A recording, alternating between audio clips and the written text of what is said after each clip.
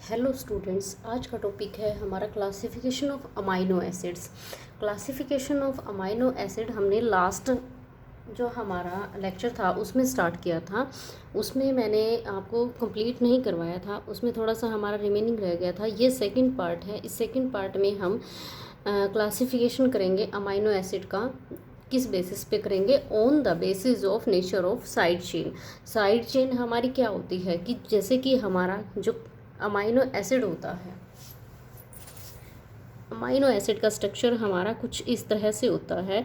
ये हमारा alpha carbon है और यहाँ पे हमारे पास होता है कार्बोक्सिलिक एसिड वाला ग्रुप, और यहाँ पे होता है हमारा अमाइड ग्रुप, और यहाँ पे हमारा होता है हाइड्रोजन, और यहाँ पे हमारा होता है आर साइड चेन।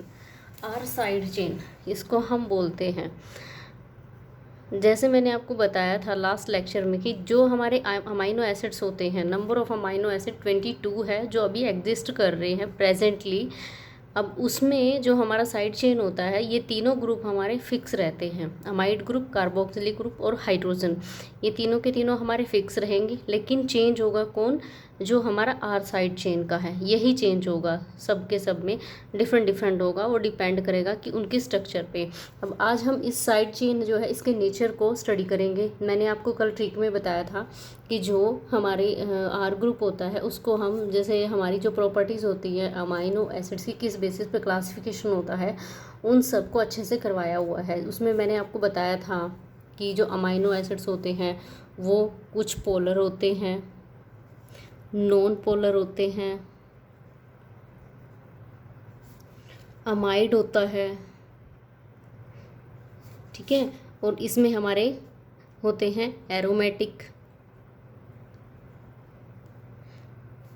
एरोमेटिक है होते हैं, ठीक है, polar, non polar, basic, acidic, ठीक है, बेसिक और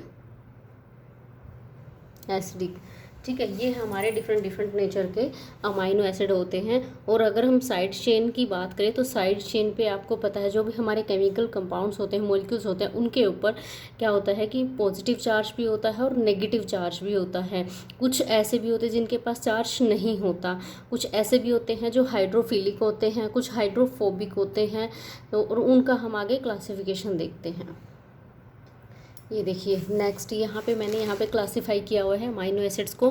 फर्स्ट हमारा जो क्लासिफिकेशन है, देखिए यहाँ पे देखिए, classification of amino acid on the basis of protonation and deprotonation.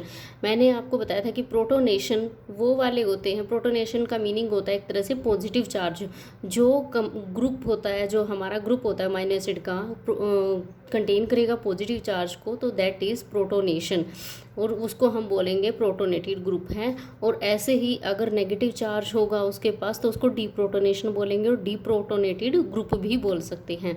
अब देखिए यहाँ पे how many proton donating and accepting groups, ये किस पे डिपेंड करता है कि जो हमारे प्रोटोन और ये जो एक्सेप्टिंग और डोनर होते हैं, ठीक है, जो प्रोटोन दे रहे हैं, प्रोटोनेशन कर रहे हैं, ठीक है, जो प्रोटोन को दे रहे हैं वो प्रोटोनेशन कर रहे हैं। डीप्रोटोनेशन में क्या है कि जिनके पास नेगेटिव चार्ज है, ठीक है। अब यहाँ पे देखिए हमारा जो अमाइनो एसिड है इसके पास जो ग्रुप्स होते हैं, ठीक है, इसको हम बोलते हैं डाइप्रोटिक और ट्राइप्रोटिक। डाइप्रोटिक में वो बोलेंगे जिसके पास 2 ग्रुप होंगे अल्फा कार्बन के पास, ठीक है, और ट्राइप्रोटिक बोलेंगे जहाँ पे 3 ग्रुप्स होंगे। 3 ग्रुप्स कैसे? अमाइड ग्रुप, कार्बोक्सिलिक ग्रुप और हाइड्रोजन ग्रुप। अब यहाँ पे हम देखते हैं जो इनके पास एक आइसो इलेक्ट्रिक पॉइंट होता है, क्योंकि ये क्या करते हैं, ये चार्ज को कंटेन करते हैं। अमाइनो एसिड पे कैसा हो जाए चार्ज होता है?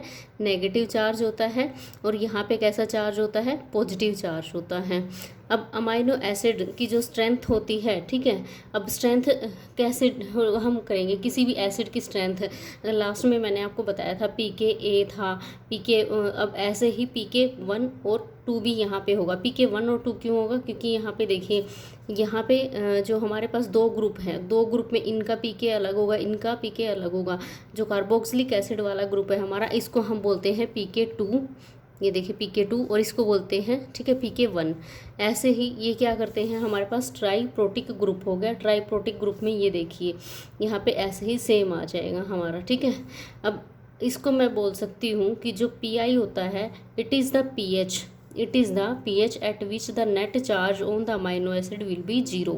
यहाँ पे क्या हो जाएगा कि PI एक ऐसा पॉइंट होता है, उस पर क्या होता है, नेट चार्ज अमाइनो एसिड का वो 0 हो जाता है, उसको बोलते हैं हम आयनाइजेशन आइसोइलेक्ट्रिक पॉइंट। ठीक है, अब आगे ये देखो, हमने अमाइनो एसिड का क्लासिफिकेशन किया है जो हमारा R ग्रुप है उसके बेसिस पे। जैसे कि यहाँ पे ये देखिए, non polar simple side chain है और एक हमारे पास है branched non polar branched side chain है। यहाँ पे हमारे पास 2 अमाइनो एसिड हैं। 2 अमाइनो एसिड कौन से हैं, एक फर्स्ट है ग्लाइसिन और यहाँ पे है एलेनिन, और यहाँ पे हम आगे पढ़ेंगे। ठीक है, यहाँ पे देखिए, यहाँ पे एलेनिन, आइसोल्यूसिन और आइसोल्यूसिन आगे हम इनको स्टडी करेंगे। फर्स्ट हम देखते हैं ग्लाइसिन। ग्लाइसिन का जो 3 लेटर कोड होता है GLY। ठीक है, ये होता है GLY। इसको डिनोट करते हैं इसके फर्स्ट अल्फ़ाबेट से, G से ही डिनोट करेंगे। और यहाँ पे क्या होता है कि बहुत ही सिंपल इसलिए होता है क्योंकि इसके पास कैसा ग्रुप होता है, हाइड्रोजन होता है, स्मॉलेस्ट ग्रुप होता है। ये इसकी इतनी हाई कैपेसिटी टेंडेंसी नहीं होती है कि ये क्या कर सके, आगे किसी और के साथ हम बॉन्ड बनाए। ठीक है, अब इसमें क्या होगा कि ये जो ग्लाइसिन होता है, ग्लाइसिन सिंपल होता है, स्मॉलेस्ट अमाइनो एसिड होता है। ये देखिए, सिंपलेस्ट और स्मॉलेस्ट होता है। इसमें R ग्रुप नहीं होता। R ग्रुप एक नेग्लिजिबल सा स्मॉल R ग्रुप होता है। इसका जो नेचर होता है ऑप्टिकली एक कायरल या ऑप्टिकली इनएक्टिव भी बोल सकते हैं हम ग्लाइसिन को। ये क्वेश्चन आया हुआ था CSIR में कि optical inactive amino acids select कीजिए इसमें से, तो वो था ग्लाइसिन। अब यहाँ पे मैं इसको बोल सकती हूँ कि ये क्या क्या रहेगा, मोस्ट फ्लेक्सिबल रहेगा। मोस्ट फ्लेक्सिबल रहेगा इसीलिए पेप्टाइड्स में क्या करता है, यूज़ होता है जब जहाँ पे टर्निंग पॉइंट आता है। ठीक है, पेप्टाइड्स के अंदर जो प्रोटीन्स होते हैं उसमें क्या होता है, एक टर्निंग पॉइंट आता है चेन का, पेप्टाइड चेन का, तो वहाँ पे वो काम कौन करता है, ये ग्लाइसिन करता है। और दूसरा करता है प्रोलीन। ठीक है, प्रोलीन एक रिजिड अमाइनो एसिड होता है और ये हमारा फ्लेक्सिबल अमाइनो एसिड होता है। अब यहाँ पे हम इसका जो साइड चेन देख रहे हैं वो pH 7 पे देख रहे हैं, और ये स्लाइटली इसको हम बोल सकते हैं, जो ग्लाइसिन होता है इसका नेचर ऐसा होता है, ना ही तो ये पोलर होता है ना ही ये नॉन पोलर होता है, इसीलिए हम इसको बोल सकते हैं कि स्लाइटली पोलर होता है। इसकी जो स्मॉल होती है ब्रांच्ड जो स्मॉल होती हैं अनब्रांच साइड चेन होती हैं। ठीक है, अब यहाँ पे देखिए हमारा सेकंड ग्रुप है एलेनिन। ठीक है, एलेनिन जो है ये भी कैसा है, हमारा नॉन पोलर है। ठीक है, और सिंपल वाला है। इसका 3 लेटर कोड है हमारा ALA और सिंगल लेटर कोड है, सिंगल वाला होगा A।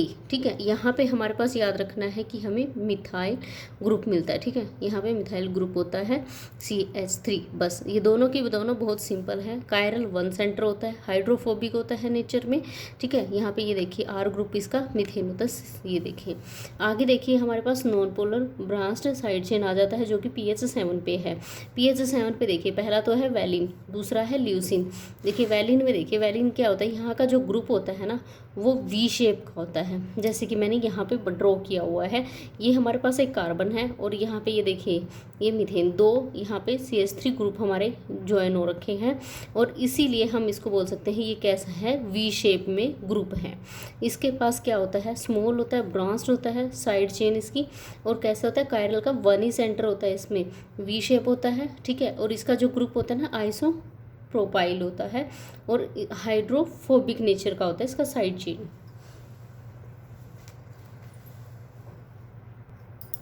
नेक्स्ट हमारा यहाँ पे आता है ल्यूसिन, और ल्यूसिन का 3 लेटर कोड होता है LEU और सिंगल लेटर कोड होता है L। यहाँ पे जो हमारा R ग्रुप आता है वो Y शेप का हो जाता है। Y शेप का कैसे हो गया, देखिए ये देखिए यहाँ पे हमारा अल्फा कार्बन है, यहाँ पे मेरा अल्फा कार्बन है, यहाँ पे कार्बोक्सिलिक एसिड वाला ग्रुप है, यहाँ पे मेरा अमाइड वाला ग्रुप है, यहाँ पे बॉटम में हाइड्रोजन है। ठीक है, यहाँ पे CH2 कार्बन और CH3। अब अल्फ़ा, बीटा, गामा और डेल्टा, यहाँ तक के मेरे पास ग्रुप आ गए हैं। अब ये देखिए यहाँ पे ये क्या कर रहा है, ऐसे ऐसे ये Y शेप का बन रहा है। इसको हम बोल सकते हैं जो ल्यूसिन वाला है ग्रुप होता है वो क्या, इसके पास भी क्या होता है, देखिए लार्ज ब्रांच होती है इसकी साइड चेन की, और Y शेप्ड का R ग्रुप होता है, कायरल का 1 सेंटर होता है, और हाइड्रोफोबिक होता है। हाइड्रोफोबिक क्यों होता है, क्योंकि ये नॉन पोलर है, अगर हाइड्रोफिलिक होता तो वो पोलर होता। नेक्स्ट इसमें देखिए आइसोल्यूशन। आइसोल्यूशन में हमारे पास क्या होता है कि जो 3 लेटर कोड है, 3 लेटर कोड ILE होता है और सिंगल लेटर कोड I है। इसको हम I से, हमारे पास जो अमाइनो एसिड होते हैं उसमें से कुछ तो ऐसे होंगे जिनको आप उनके सिंगल लेटर, फर्स्ट जो अल्फ़ाबेट लेटर होता है उसी से लर्न कर सकते हैं, लेकिन कुछ डिफ़िकल्टी भी होते हैं। मैं उसकी आपको आगे ट्रिक भी बताऊंगी कि वो कैसे लर्न करना है। Large branched side chain, large branch side chain होती है इसकी, ये देखिए, ये देखिए यहाँ पे भी अल्फ़ा, बीटा, गामा और डेल्टा। जो ल्यूसिन और आइसोल्यूसिन होता है ना, ल्यूसिन ही मिलके आइसोल्यूसिन बनाता है। ये देखिए यहाँ पे वही सेम स्ट्रक्चर आ जाता है, लेकिन यहाँ पे क्या होता है, एल शेप होती है। वहाँ पे सिर्फ कितना था, CH2 जो हमारा था और CH3 और यहाँ पे C, लेकिन यहाँ पे ऐड हो गया हमारा एक कार्बन और, ठीक है। तो इसको हम बोलते हैं जो एल शेप्ड का R ग्रुप है, आइसोब्यूटाइल हम इसको बोलते हैं, क्योंकि यहाँ पे क्या है, 4 कार्बन होते हैं हमारे पास, ठीक है। कायरल के 2 सेंटर होते हैं हमारे पास। हाइड्रोफोबिक साइड चेन का नेचर होता है, हाइड्रोफोबिक होता है इसका नेचर, और लार्ज ब्रांच्ड होती है ये साइड चेन। और ये याद रखना आप, आइसोब्यूटाइल ग्रुप होता है आइसोल्यूसिन में। आइसोल्यूसिन में ये देखिए यहाँ पे इसको मैंने एक सिंगल उसमें भी ड्रॉ किया हुआ है, ठीक है। अब आगे देखिए, इसमें अमाइनो एसिड ऐसे जो specific non polar side chain होते हैं, स्पेसिफिक जो यूनिक होते हैं। यूनिक मतलब कि जैसे कि हमारा जो यहाँ पे क्या होता है, देखिए प्रोलीन है, प्रोलीन हमारा यूनिक क्यों है, फर्स्टली तो ये क्या है, सेकेंडरी अमाइनो एसिड है, इसके पास इमीनो ग्रुप है। इमीनो ग्रुप का मतलब होता है कि इसके पास एक रिंग होती है। ये देखिए यहाँ पे क्या होता है, एक रिंग लाइक स्ट्रक्चर प्रेजेंट होती है, और ये अकेला होता है, और इसका नेचर कैसा होता है, रिजिड होता है, जो कि बीटा ट्रांस जो होते हैं पेप्टाइड्स के हमारे, उसमें यूज़ होगा। यहाँ पे कायरल का भी 1 सेंटर ही होगा। साइक्लिक R ग्रुप प्रोफाइल होता है, साइक्लिक क्योंकि इसमें रिंग स्ट्रक्चर है, साइक्लिक स्ट्रक्चर होती है, R ग्रुप की प्रोफाइल होती है, ठीक है। अब आगे देखिए ये क्या करता है, इसमें जो ये है कि अमाइनो एसिड जो प्रोलीन होता है ना, इस सेकेंडरी होता है। उसके बाद मेरे पास आता है यहाँ पे मेथियोनिन। मैथियोनिन, इसका जो कोड होता है देखिए, प्रो होता है 3 लेटर कोड और सिंगल लेटर कोड P होता है। अब यहाँ पे देखिए मैथियोनिन, मैथियोनिन भी हमारा कैसे होता है, ये थोड़ा सा यूनिक होता है। यूनिक क्यों होता है, क्योंकि इसके पास जो सल्फ़र ग्रुप होता है, ठीक है, हाइड्रोजन नहीं होता, इसके पास सल्फ़र ग्रुप होता है सिंगल। देखिए सल्फ़र कंटेनिंग थियोइथर बोलते हैं हम इसको। थियोइथर क्यों बोलेंगे, देखिए ईथर का फॉर्मूला होता है हमारे पास, कोई भी एक ऑक्सीजन है, जैसे ये हमारी ऑक्सीजन है, और ये कंबाइन होती है किसी 2 मॉलिक्यूल से, ठीक है, कोई भी 2 ग्रुप सेम ग्रुप होते हैं, उसको हम बोलते हैं ये क्या है, ईथर है। ईथर, अब यहाँ पे सल्फर है तो इसीलिए हम क्या बोल देंगे, थियो ईथर बोल देंगे इसको। अच्छा यहाँ पे क्या होगा कि ऑक्सीडेशन जो है डिफ़िकल्ट होगा, कायरल सेंटर भी 1 होगा, और इसके पास ऑक्सीजन बहुत कम होते हैं, स्लाइटली नॉन पोलर, और इसीलिए यह क्या कर सकता है, ये ऑक्सीडेशन नहीं कर सकता ईजिली नहीं कर सकता। हाँ कुछ ऐसी सिचुएशन कंडीशंस बना सकते हैं इसके लिए जब ये कर पाए। Slightly non polar side chain, ठीक है, स्लाइटली ही नॉन पोलर होगी। Do not form disulphide, disulphide bond नहीं बनाता ये फर्स्ट अमाइनो एसिड ट्रांसलेशन में यूज़ होता है। ये बहुत बार क्वेश्चन आता है मैथियोनिन का, कि जो आइडेंटिफाई है, जो आइडेंटिटी है इसको अगर हमें आइडेंटिफाई करना है तो इसके अंदर सल्फ़र ग्रुप होता है, और सल्फ़र ग्रुप जो होता है ना, ये एक तरह से या तो इसमें होता है या फिर किस में होता है हमारा, आगे सिस्टीन का स्ट्रक्चर हम आगे पढ़ेंगे, फिर मैं आपको बताऊंगी उसमें कि जो मॉडिफिकेशन आ रहा है वो किस में आ रहा है। नेक्स्ट देखिए इसमें, नेक्स्ट मैं आपको इसमें बता रही हूँ आगे, जो अमाइनो एसिड हैं जो पोलर होंगे, पॉजिटिवली चार्ज है, जो सरफेस ऑफ प्रोटीन के सरफेस पे प्रेजेंट होते हैं mostly, uncharged side chain at pH 7। Amino acid जो कि पोलर अनचार्ज होते हैं साइड चेन जो हमारी अमाइनो एसिड ग्रुप की होती है, ठीक है। अब यहाँ पे कौन से आते हैं, सीरीन आता है, थेरियोनिन आता है, सिस्टीन आता है, एस्पाराजीन आता है, ग्लूटामीन आता है। ये सब के सब किस में आते हैं, हमारे अनचार्ज्ड पोलर में आते हैं। यहाँ पे देखिए इसका ग्रुप, ये मैंने स्ट्रक्चर बनाई है इसमें सिस्टीन की। यहाँ पे देखिए, यहाँ पे भी ग्रुप आता है हमारा, ठीक है, ऐसे, जिसको हम बोलते हैं थियोल ग्रुप। यहाँ पे भी सल्फ़र होता है, जैसे मैंने आपको बताया कि मिथियोनिन और सिस्टीन में क्या होता है, सल्फ़र ग्रुप प्रेजेंट होता है। इसको हम बोलते हैं सल्फाइड्राइल ग्रुप भी बोलते हैं, सल्फाइड्राइल ग्रुप भी बोलते हैं, और क्या बोलते हैं इसको, थियोल ग्रुप भी बोलते हैं। अब यहाँ पे ये दोनों के दोनों यूनिक हैं। जो सिस्टीन होता है, सिस्टीन का जो स्ट्रक्चर 3 लेटर कोड होता है CYS होता है, और जो इसका सिंगल लेटर कोड होता है वो C होता है। अब इसकी कुछ प्रॉपर्टीज़ होती हैं, ये मोर सोल्यूबल होते हैं वाटर में, जो पोलर होते हैं अनचार्ज होते हैं, पोलर होंगे तो हाइड्रोफिलिक होंगे, ठीक है। Hydrophilic amino acid can form H bonds बना सकते हैं क्योंकि हाइड्रोफिलिक होते हैं। Modus mostly polarity from sulphur containing, यहाँ पे क्या होता है कि यहाँ पे हमारे पास क्या होता है कि प्रोबेबिलिटीज़ ज़्यादा रहती हैं सल्फाइडल ग्रुप बनाएंगे, ठीक है। सल्फाइडल ग्रुप कब बनाता है? क्योंकि इसके पास हाइड्रोजन प्रेजेंट होता है, और वह हाइड्रोजन प्रेजेंट कैसे होगा? क्योंकि ये नेचर में हाइड्रोफिलिक होता है। हाइड्रोफिलिक होगा तो ये वाटर के साथ बॉन्ड बना लेगा। इसके पास कायरल 1 सेंटर होता है। यहाँ पे देखिए cysteine is an outlier unique properties रखता है सिस्टीन हमारा। It exhibits weak acid properties at, weak properties कहाँ पे शो करेगा? pKa जब इसका 8.37 होगा।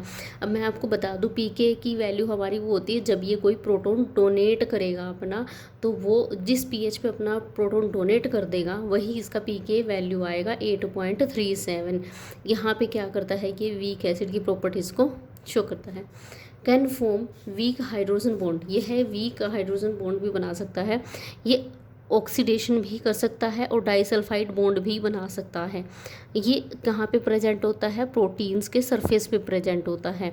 अब देखिए जब ये क्या करता है डाइसल्फाइड बॉन्ड को बनाता है तो उसको हम बोलते हैं कि एक रिवर्सिबल फॉर्मेशन कर रहा है और ऑक्सीडेशन कर रहा है 2 मॉलिक्यूल्स का, जो कि सिस्टीन में हो रहा है, ठीक है। कोवलेंट बॉन्ड यहाँ पे फॉर्मेशन हो रही है जो कि स्ट्रॉन्ग कोवलेंट बॉन्ड बन रहा है। अब यहाँ पे देखिए यहाँ पे मैंने स्ट्रक्चर लिया हुआ है इसका सिस्टीन का, जैसे यहाँ पे कार्बोक्सिलिक ग्रुप है मेरे पास, यहाँ पे अमाइड ग्रुप है, ठीक है। यहाँ पे मैंने क्या ले लिया, ये देखिए CH alpha beta gamma delta epsilon, ठीक है। ये सारे के सारे यहाँ पे आ जाएंगे। अब मैंने यहाँ पे रफली स्ट्रक्चर इसका ले लिया है। ये क्या करते हैं? मोनोमेरिक अमाइनो एसिड से लिंक नहीं होते हैं, हाइड्रोफिलिक होते हैं, और ये इसकी रिड्यूस्ड फॉर्म होती है। यहाँ पे देखिए यहाँ पे थियोल ग्रुप है, यहाँ पे 2 हमने सिस्टीन लिए हैं और यहाँ पे 2 सल्फर बॉन्ड लिए हैं। देखिए एक ये है और एक ये है, ठीक है। 2 का कंबाइन करके यहाँ पे हमारे पास क्या बन रहा है, ठीक है। ये देखिए 2 इलेक्ट्रॉन का, यहाँ पे एक ये है और एक ये है, ठीक है। यहाँ पे 2 सिस्टीन मिलके क्या बना रहे हैं? एक सिस्टीन को बना रहे हैं। और देखिए प्रोटीन डाइसल्फाइड आइसोमेरेज, ये एक एंजाइम होता है, ठीक है, जिसके साथ ही काम करता है ये, that catalyse the formation of disulphide bridges, ठीक है।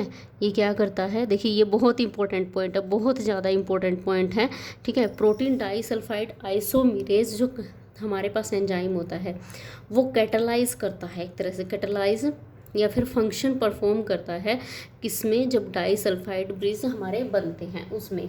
आगे देखिए इसमें जो सिस्टीन होता है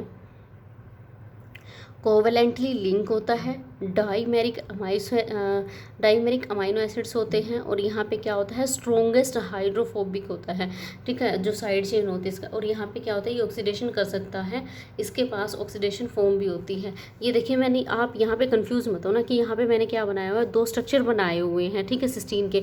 अब ये 2 स्ट्रक्चर बन के क्या बना रहे हैं? एक सिस्टीन को बना रहे हैं, और सिस्टीन में एंजाइम कौन काम कर रहा है?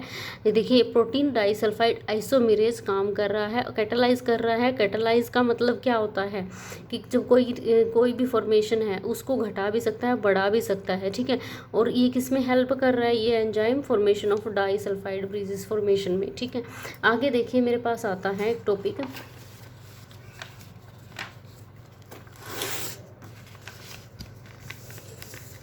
जो एब्जॉर्प्शन होता है, ठीक है, absorbance of disulphide bond.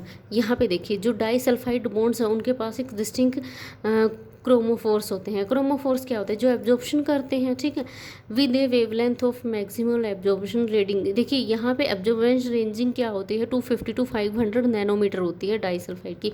The disulphide bond in cysteine has an absorption, ये क्वेश्चन में आया हुआ है कि जो डाइसल्फाइड बॉन्ड है सिस्टीन में उसका जो एब्जॉर्प्शन है कितना होना चाहिए? वो 250 नैनोमीटर। देखिए ये बहुत इंपॉर्टेंट है, बहुत ज़्यादा इंपॉर्टेंट है ये पॉइंट है। आगे देखिए इसमें डाइसल्फाइड बॉन्ड से एब्जॉर्ब यूवी लाइट। देखिए डाइसल्फाइड बॉन्ड कौन सी लाइट को एब्जॉर्ब करता है? यूवी लाइट को एब्जॉर्ब करता है। और वो किस चीज़ को लीड कर रहा है? डाइसल्फाइड बॉन्ड क्लेविस को, ठीक है, डाइसल्फाइड बॉन्ड क्लेविस को लीड कर रहा है। दिस क्लेविस फॉर्म्स थियल radicals at each sulphur atom, ठीक है। ये जो हमारा क्लेवेज होता है ना, जो दिस क्लेवेज फॉर्म से ही क्या बनाएगा, थियोल रेडिकल्स बनाएगा, ठीक है, सल्फर एटम्स पे।